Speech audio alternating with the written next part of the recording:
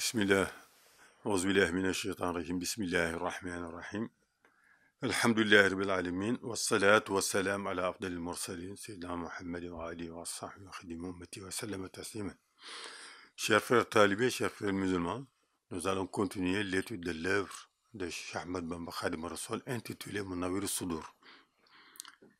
Aujourd'hui, nous allons voir quelle attitude l'homme intelligent, comme dit le cheikh dans cet ouvrage, l'homme intelligent qu'il appelle Al-Labib ou bien Al-Nabil, ça veut dire que l'homme qui réfléchit sur l'essence de ce monde, de ce bas monde.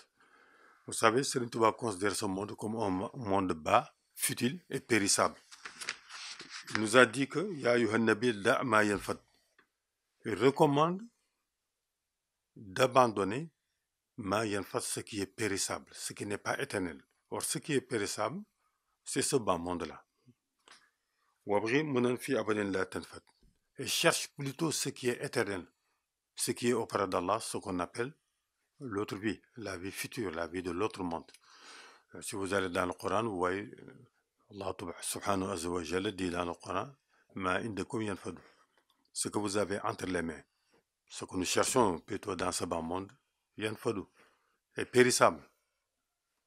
Et ce qui est auprès d'Allah est éternel et bien meilleur. C'est dans ce sens que le cheikh fait allusion. Donc il dit Falmahiru labib, c'est-à-dire que l'homme intelligent, que l'homme qui réfléchit, qui médite sur l'essence de la vie de ce bas monde. Il dit que c'est celui qui pose toujours un regard permanent sur les prescriptions, les ordres d'Allah, ses lois, et sur ses interdictions. Donc c'est quelqu'un qui évite toujours de tomber dans les interdictions d'Allah et qui toujours essaie de coller à ses prescriptions, de s'astreindre à ses prescriptions. Il dit que c'est celui-là qui est Al-Mahirul Labib, c'est celui-là qui est l'homme intelligent. Donc, quelle est l'attitude, la position, l'attitude de l'homme intelligent par rapport à ce bas monde, à Dunya, qu'il considère comme futile et périssable? Comment l'homme peut-il ne pas être prisonnier de ce bas monde? Que doit-il faire pour ne pas être prisonnier de ce bas monde? Alors, il dit que son attitude se résume en trois choses. D'abord, il doit poser toujours nazara, un regard permanent sur les interdictions et les ordres d'Allah, subhanahu wa ta'ala, toujours. Il doit les observer. 1. 2. Il doit méditer sur l'aspect trompeur de ce bas monde. Sur l'aspect trompeur de ce bas monde. Parce que pour lui, ce bas monde est un monde trompeur. C'est le Darul Ghurur. Troisièmement, parce que celui qui ne médite pas, comme il dit, sur l'aspect de ce bas monde, et qui le convoite, sera forcément prisonnier de ce bas monde. Donc son attitude doit être une attitude, non pas de rejet de ce bas monde, mais une attitude de prudence. Il doit toujours être sur ses gardes et savoir que ce monde-là, c'est un monde qui trompe. Il n'est ni éternel, c'est un monde trompeur et un monde périssable. Alors, il compare ce monde, il fait une comparaison. Pour éclairer un peu ce qu'il dit, il fait une comparaison.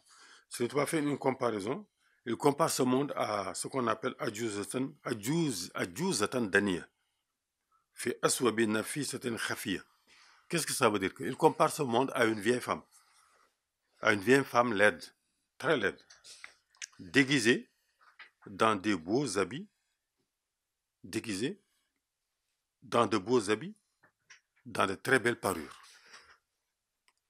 L'homme insensé, c'est ce qu'on appelle Al-Ahmaq. Al-Ahmaq, ça veut dire que l'homme insensé, qui ne réfléchit pas beaucoup, et qui est pressé, qui convoite ce monde, qui est pressé d'obtenir ce monde, de posséder ce monde. Il dit cet homme-là, quand il voit cette femme laide, mais qui d'apparence ne l'est pas parce qu'elle est bien habillée, elle est couverte de parures,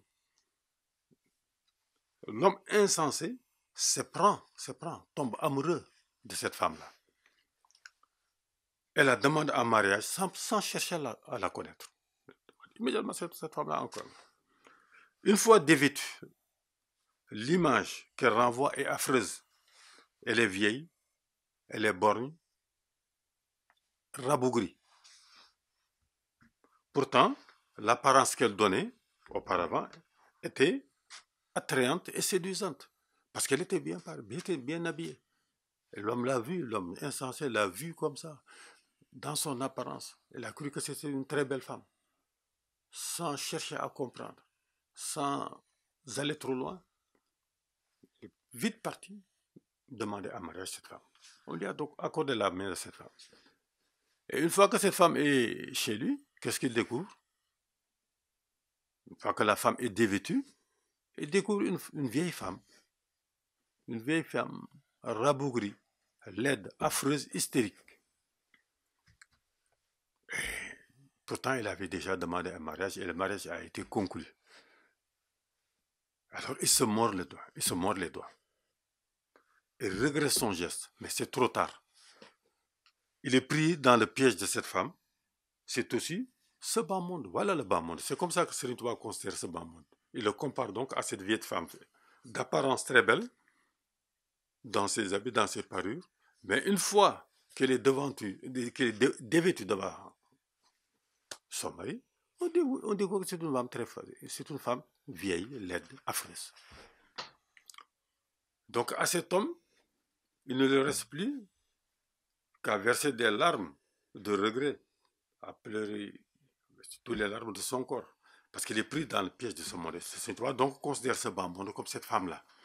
Donc c'est un piège pour lui, un piège qu'il faut éviter. Et donc l'attitude de l'homme doit être toujours de médiser ce monde et de faire attention. Parce qu'il dit que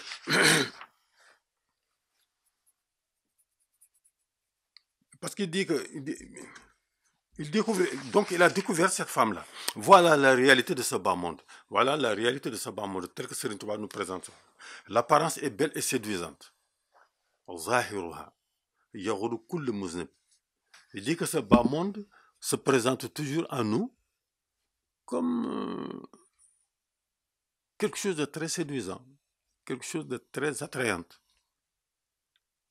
Mais en réalité, la réalité de ce bas monde, ce n'est pas la beauté, c'est plutôt la laideur, la déception. L'homme finit toujours par se mordre le doigt. Et on a toujours des exemples dans ce monde-là. Vous voyez toujours les gens qui se précipitent, qui cherchent ce bas monde, quelqu'un qui construit une belle maison, qui se fait une belle situation, et qui ne sait même pas que, avant même que la construction de cette maison ne soit terminée, il aura quitté ce monde. On le voit toujours. D'autres qui se prennent d'une femme, ou bien le contraire, une femme qui se prend d'un homme, qui se marie, qui font de grands projets, des projets lointains, et qu'on croit qu'ils tiennent ce monde-là. Quelque temps après, qu'est-ce qu'on voit? Au sein de la famille, la discorde, la mésentente, l'animosité, la colère à tout moment, la déception, et finalement, ça se termine par un divorce. Un divorce, le plus souvent dramatique même. Voilà la réalité de ce monde. C'est toi nous met en garde contre les aspects trompeurs de ce monde-là. C'est pourquoi il dit que il dit que cet homme-là se mord les doigts, plein de regrets, se mord les doigts, parce que il commence à comprendre la réalité de ce monde. Il voit ce qui est auparavant, ce qu'il avait attiré dans ce monde, et une fois qu'il l'a acquis, il a vu que ça ne correspondait pas à la réalité qu'il voulait. C'est ce qu'on appelle le batin, le côté caché de la vie de ce monde. Voilà ce que Serigne Touba essayer de nous montrer. Que ce monde apparemment est très beau. Ça attire les gens, mais en réalité, dans le bâtiment, dans le côté caché, le côté intérieur, il n'y a que laideur, il n'y a que hystérie, il n'y a que déception. Tôt ou tard, c'est là où l'on va terminer. C'est pourquoi il dit Amal labib famata laqaha yaftash wa in ara al-aza alqaha. Il dit que celui qui est intelligent, l'homme intelligent, quand il rencontre cette femme-là, cette femme qu'il a donnée comme exemple, comme terme de comparaison à ce bas monde, il dit que l'homme intelligent, quand il rencontre cette femme-là, il est sur ses gardes. Il fait attention. Je dis, mais tiens, apparemment elle est très belle, mais en réalité, comment elle est?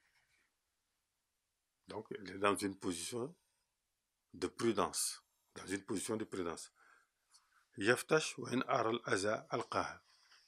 Il dit que cet homme-là, il observe ce bas monde.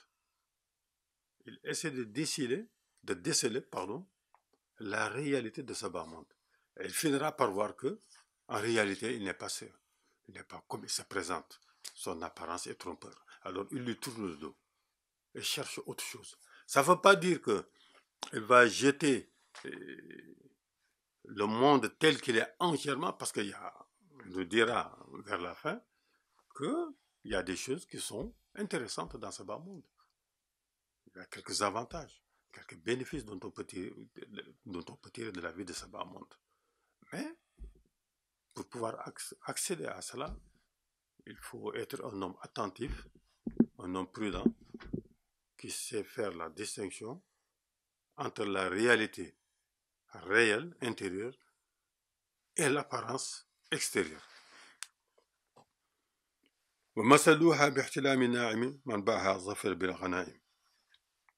Il compare ce bas monde, il dit que ce bas monde est comme le rêve du dormeur. C'est quelqu'un qui rêve.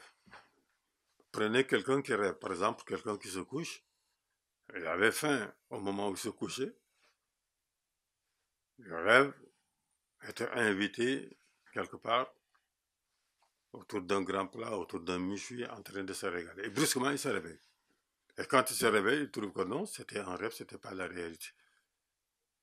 Cet homme-là éprouve une faim beaucoup plus grave, beaucoup plus aiguisée.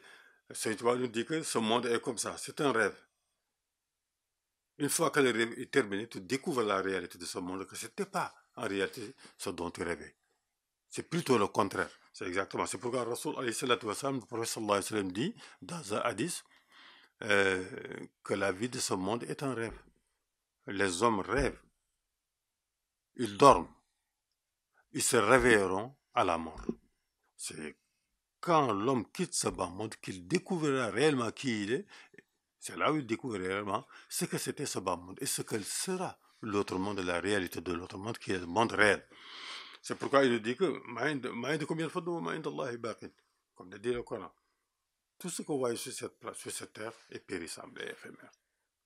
Cherchez plutôt ce qui est dans l'autre monde, le monde éternel. Et alors, il donne son propre exemple à lui-même. Il dit Sëriñ Tuubaa dit que Cheikh Ahmad Bamba, Khadim Rassoul, il dit que ce monde s'était présenté à lui et s'est offert à lui. Mais il n'a pas accepté cette offre. Il l'a rejeté. Parce qu'il connaissait la réalité de ce bas monde, que c'est un monde trompeur. Donc, Sëriñ Tuubaa, Cheikh Ahmad Bamba ne l'a pas accepté. Il n'a pas accepté ce cadeau empoisonné qui est ce bas monde. Et en rejetant cette offre, le bas monde, il a rejeté en même temps les carcans et les chaînes de ce bas monde. Ça veut dire qu'il n'est plus prisonnier de ce bas monde. Parce qu'il ne l'a pas accepté. Parce que quand tu acceptes l'offre de ce bas monde, tu en deviens le prisonnier.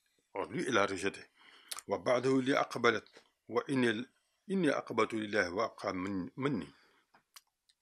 Il dit que donc, il a rejeté. Le monde lui a tourné le dos. Mais des années plus tard, le monde est revenu. Assalamu alaikum wa rahmatullahi ta'ala wa barakatuhu. Donc nous allons nous arrêter là aujourd'hui et nous reprendrons la science pour mieux donner des éclaircissements sur l'introduction générale. Inch'Allah. Assalamu alaikum. Ah oui, je suis complètement...